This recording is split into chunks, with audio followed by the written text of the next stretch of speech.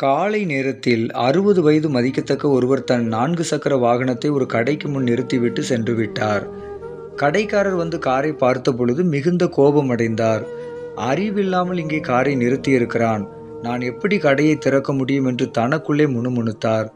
அவன் வரட்டும், கேள்வி கேட்கிறேன் என்று வெறுப்பான வார்த்தைகளை மனதில் சேர்த்து வைத்திருந்தார். சிறிது நேரத்தில் காரின் உரிமையாளர் அங்கே வந்தார்.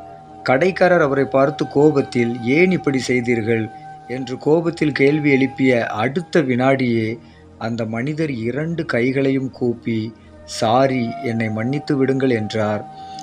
இதை கேட்ட கடைக்காரருக்கு ஒன்றும் புரியவில்லை. எவ்வளவோ வார்த்தைகளை பேசுவதற்கு சேர்த்து வைத்திருந்தார். அந்த மனிதர் கேட்ட சாரி என்ற ஒரே வார்த்தை சேர்த்து வைத்திருந்த வெறுப்பான அத்தனை வார்த்தைகளையும் எரித்து விட்டது. மீண்டும் பேசுவதற்கு வார்த்தை இல்லை. கனிவான வார்த்தைகள் கடும் சினத்தையும் ஆற்றிவிடும்.